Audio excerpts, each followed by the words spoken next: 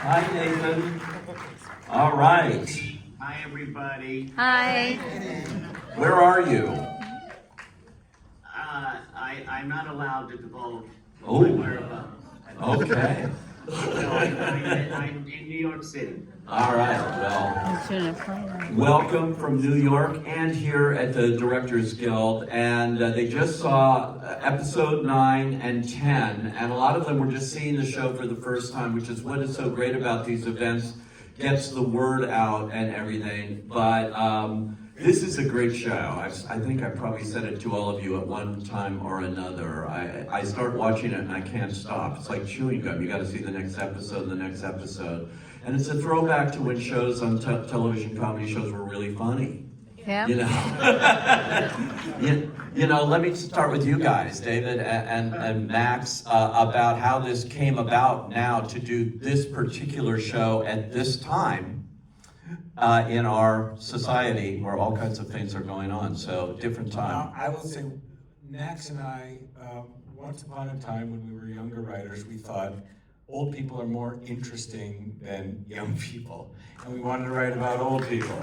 And this time around, the poor old people just applauded. No, now we want to write about our contemporaries, basically. That's how long ago we... Who did you write it for? You wrote it for 4 major kind of iconic stars, right? I think we more or less wrote it for people in our lives before we were writing it for stars. But when we were casting it, we wanted to cast Tony Curtis, Alan Arkin, Sandy Dennis, and oh, you're talking about the yes, first one? very original. Oh, Elaine Stritch. Yeah, Elaine Stritch. Remember, that's exactly right. Yeah, and the networks went crazy over that talent. And no interest. They weren't interested in that line? Not that gold. They didn't want that. well, when Nathan Lane signed on, it was like, well, we got our Elaine Stritch. Right.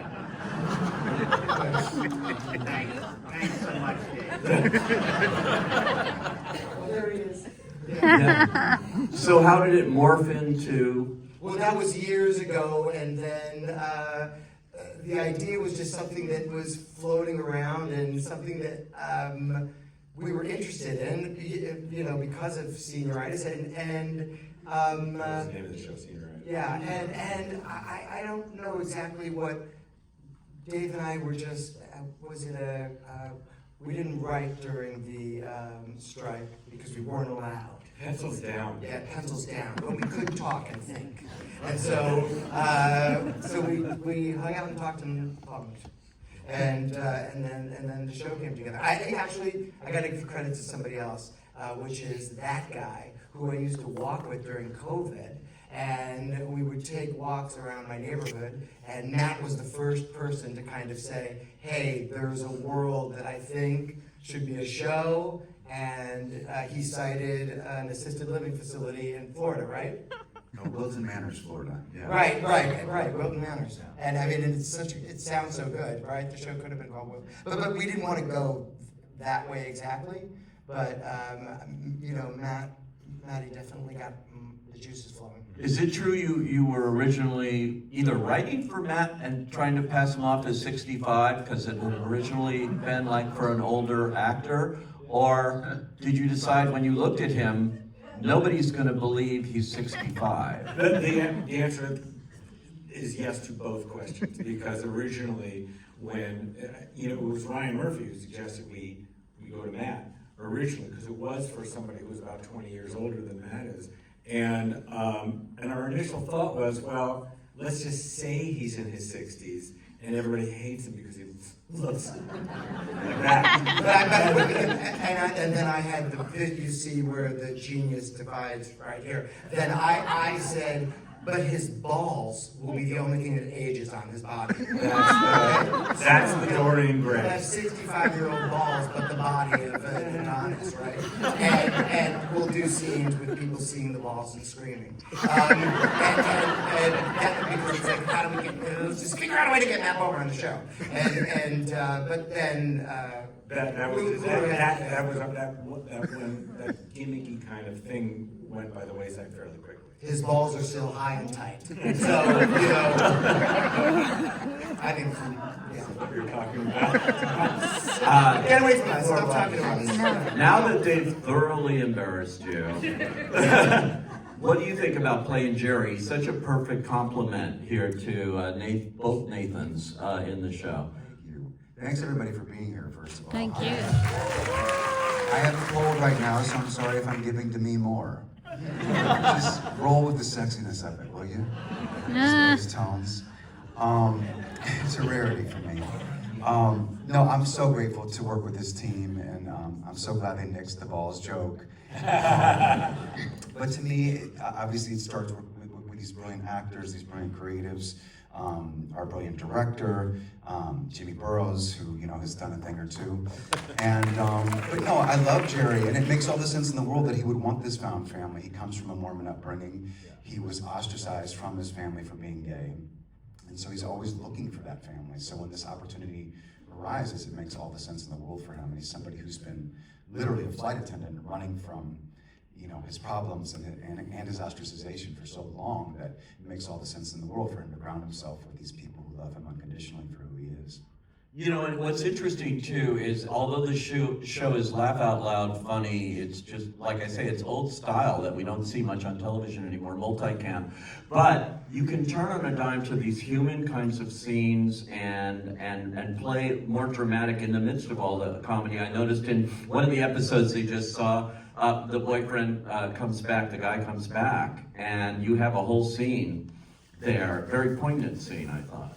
Yeah, I mean, I think the concern as an actor is like, oh my gosh, are the scenes going to lose any sense of lyricism? Is it all going to just be about jokes and plot? And we're so lucky to have these writers who can also create a show that can also, as everybody says these days, hold space for more serious human moments. Because the reality is, all these characters, but someone like Jerry, who has been through so much pain and trauma in his life, he's holding a lot in. He's choosing to see the optimistic side of things in spite of everything kind of roiling underneath. So I'm just grateful that the writers were able to write to that and that they created a show that could contain scenes like that as well. And the chemistry is instant between you and Nathan here, and the wonderful late great Linda Lavin, who was so great in this show as well. And she's never won an Emmy, and she was only nominated once for a It's Prime. time. It's time. It is so time for Linda to win this award. It's amazing. Before I get to that Nathan up there on the screen, let me talk to this Nathan, who got a big award last night here in town. Congratulations. And is, of course, a Broadway veteran and everything, the cliche movie stage screen. What about this role of Arthur? It came to you, as I imagine, as a gift. This Well, it is a gift. It's a gift that keeps on giving, Listen, I love Arthur. I love his creation of Arthur. He is a person who is delightfully irritated all the time, but he cares about people. He cares about what people look like because he knows that that's the armor, It's how we're perceived in the world. And so I love a person who actually gives a damn. Yeah. And to play him is so delicious. And to be given the opportunity to play him with these amazing writers, this amazing cast, which is a dream cast, really. Because I'm a fan of Matt and Nathan and Linda.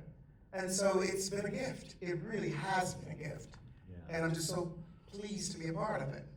Is it like doing live theater in a way? I mean, It's like doing live theater in a way, but it's not, right? Because it's multicam, so it's its own special thing. And I had to learn very quickly on a learning curve by watching and listening, because everyone wants the same thing, at least on our set. We work in concert, so everyone has the same goal, to put out a great product. I had to learn on the curve very quickly that the flubbing, the missing of lines that you've just learned is okay in this world. I'm so used to having everything polished and ready, and when the audience comes, of course they see my polished and ready performance, but I had to give that over but more importantly, I had to enjoy the process as I was doing it. So I watched Maddie, I watched Nathan, I watched Linda, and I really started to enjoy it. So on episode, I would say 5, you know, she got into the groove of actually enjoying it and including the audience on this live experience. They get to see how the sausage is made, and how exciting is that? And so I started to get into it too. I'm like, you have the pleasure of watching me mess up. You know, so it's been a wonderful, wonderful thing. Sometimes these shows, David, you know, you're rewriting much of the script after even a dress rehearsal. What works in front of an audience and what doesn't, and you can throw out a lot of stuff, and these actors have to be on their game to be able to handle this kind of thing. Between takes. In between, so the second take won't be the same as the first take, and they will just be hearing it for the first time. And for someone like Nathan Lee, it's daunting at first, and over time it's like, oh, wait a minute, this is fun. This is part of the fun of it, you know? And I don't think Nathan Lane was a giant fan of getting new stuff. Like, I mean, you Crushed it every time. You He'd every get time. whole new monologues, and he would crush it. Every time. It was very I have to tell annoying. you, Jimmy Burrows only does one take. Yes, Everything well, we're seeing is one take. And then sometimes they rewrite nothing, sometimes they rewrite everything, sometimes they I'm rewrite one or sorry. two things. I'm sorry, I have to go. I have a roast in the oven. Let me know how things turn out.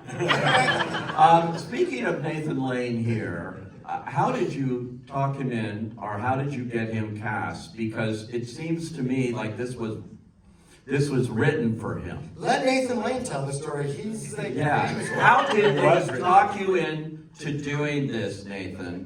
Who was working on it at the time with Ryan Murphy, who's a producer on this as well, and so great in Monster, the story of Lyle and Erica Menendez, and one of his many shows this year alone. That's what you call a smattering of applause. let's give it up for him. Come on. People are standing. People are standing. You know, I just to what you were saying before. It's like theater if you invited the audience at the end of the first week of rehearsal. Yes. That's kind of what it's like. Yeah. This was a very easy yes. It came about because Ryan Murphy called and told me all about it and said he wanted to send the script, and I read the script and I thought it was just hilarious and touching and a great setup for what could be a terrific show. And I said immediately I would love to do it, and I met with Max and David by Zoom, and we hit it off, and it was I'm so lucky that they got Matt and Nathan Lee, and it's been a joy from beginning to end. Bunny, you just fit this role so well. It looks like you were born to play this role, or it was written with you in mind. Did you guys have I it in mind? mean, the second we said his name when we started writing, which was on the first day we started writing, we only read it doing, his cadence, and so it was his voice that was in our head. yeah, it was for him, yeah. Yeah. So what is it about this character and doing this show at this time, doing television, a weekly kind of show, although this is bingeable, you can watch it all 10 of these episodes at once. What was it, the appeal of that for you at this point in your career?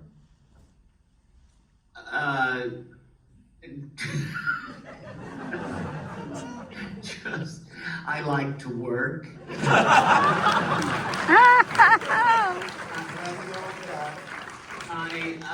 Look, I was a huge fan of Will and Grace, and I can remember, way back, I had done an ill-fated sitcom called Encore, Encore, Please Hold Your Applause Until the End. And at the same time, a new show called Will and Grace also went on the air, and I just thought, gee, I wish I was in that show. So it was, everyone involved in this is just first rate, and to get to work with the legendary Jimmy Burrows, he is just amazing to be around, and the history and the incredible wisdom and how to do this form is invaluable. And I leapt, ladies and gentlemen, I leapt at the opportunity. And we're glad you did. And talk to me, Nathan Lane, about working with Linda Lavin on this show, because it's a perfect part for her, and you two work so well together with her as your mother. Talk a little bit about her, that experience. Well, I knew Linda just a little bit from the theater world. We would run into each other from time to time, and I was a huge fan, as everyone was. And we would always say, she would always say to me, "I hope we get to work together someday," and I would say, "Me too."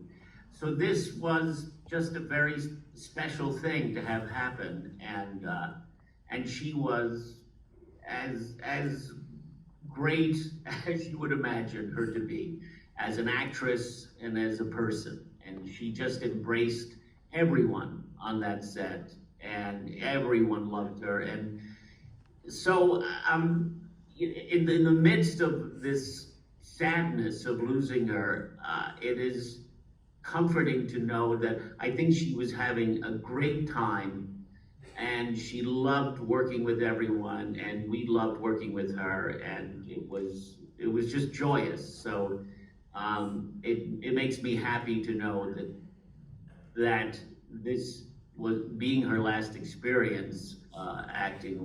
It was a great time for all of us. Can you guys talk about, can you talk about episode 9, which they also just saw? They saw 9 and 10. In writing that episode, which is just it's full of tears, but it's also importantly full of laughs too. And I think getting that tone, like I mentioned here with Matt and some of the stuff he's done on it. Well, there was debate when it happened, and it was so shocking. And we had already written the rest of the season. And Ryan came right out to just say, throw it all away and address what's going on. And we're so glad that we did, and because... And don't make it the last episode. And don't make the last episode, because you want to show that this world continues.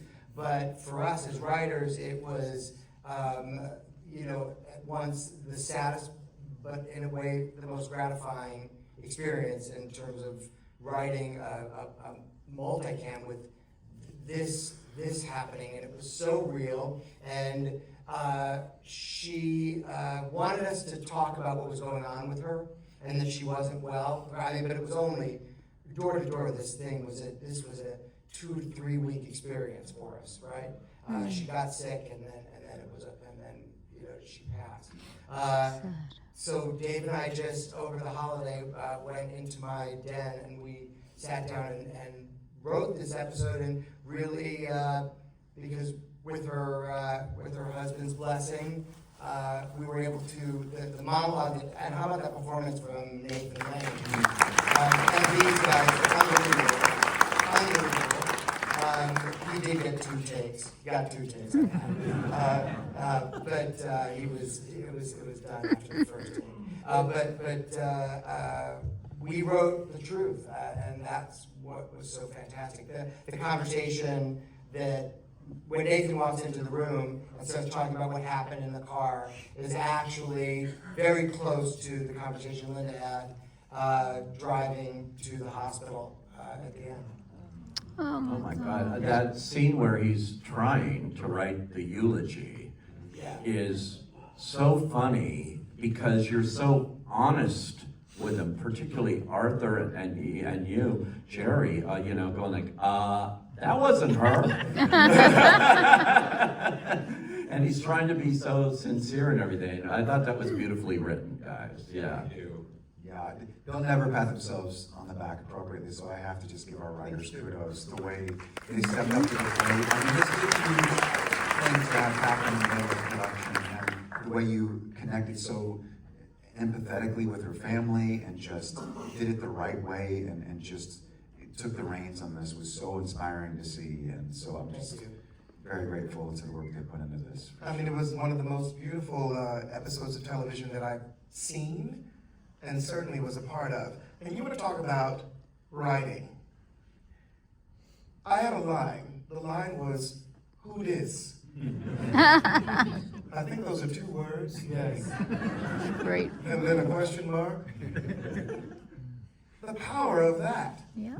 Set up in the moment, coming from and going to. This is what we say, brilliance over here. Really, I mean, I'm like, did it play? Did it, did we hear it?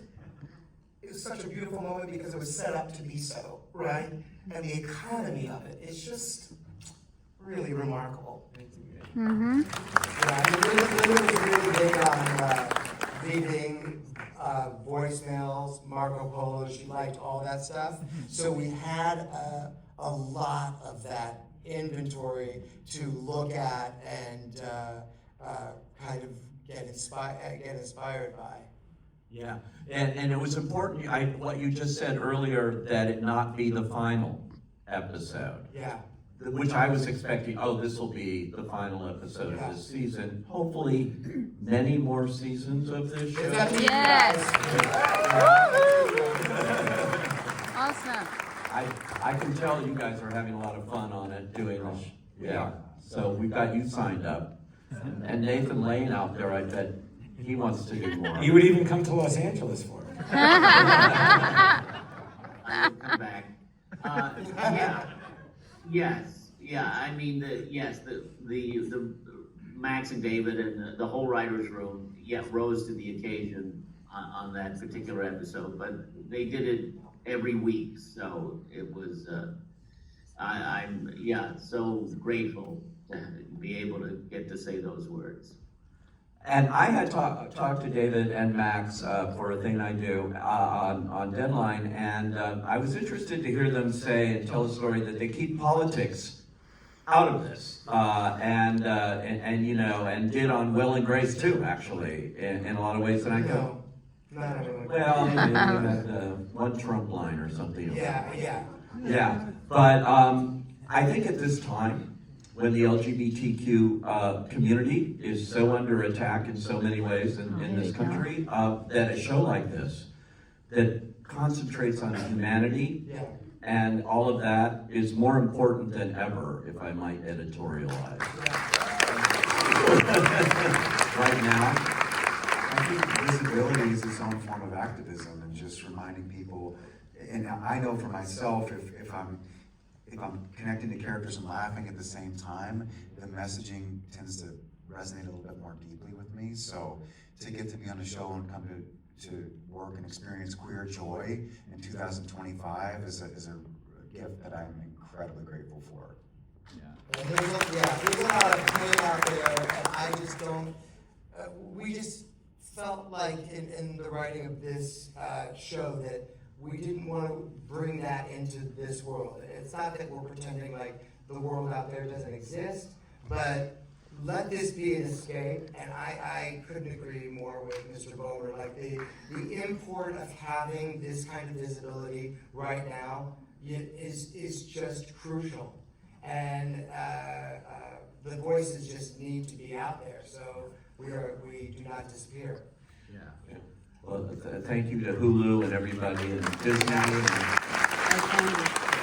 Ryan Murphy, and all of them. Yeah, Ryan, of course, you work with a lot, and I've lost count. Yeah. Which I love. Yeah, right. I mean, but he's a machine. That guy. He's like, he really turns it out here and all of that. But all of this is great. I want to ask you before we go, because I got a little signal here. I love when you guys just break out into dance. And you just, like, out of nowhere, there's this kind of choreography. So are you all natural dancers? And Well, Nathan Lane pushes it. He wants it the most. All he wants to do is Nice. dance. There was- How do we get in? That's never ended this episode. cute. That's always the first question. Yes. What do you say to that, Nathan? Oh, well, you know how I love to dance. You know, I do have a background in musical theater. Yes, you do. You've been on the boards many times, my dear. Well, Nathan and Matt are tremendous dancers. Oh, that is so They, false. even if we don't have a number to do, they're dancing and singing and carrying on. And, Listen, but this happens in real life, you know, in our homes. Yes. All over. You know, I get these ham hocks up and I'm ready to go. I'm just trying to keep up with these Broadway hoofers. Yeah. And I'm relying on my magic Mike moves.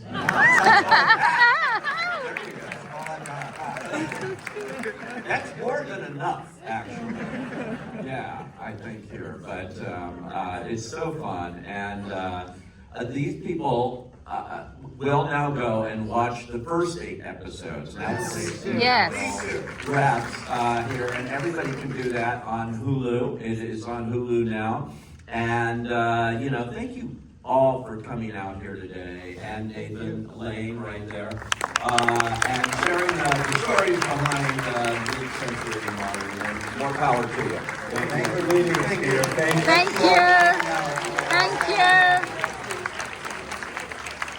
Great job. Great job. Awesome show. Thank you very much. Yeah. Great work. Matt, gorgeous. Matt, can I get a picture?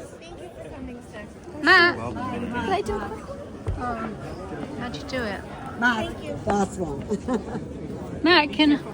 Oh, thank you. I can't. How do I do it? Matt, can I get in it? Matt, how do I do it? How do you turn it around?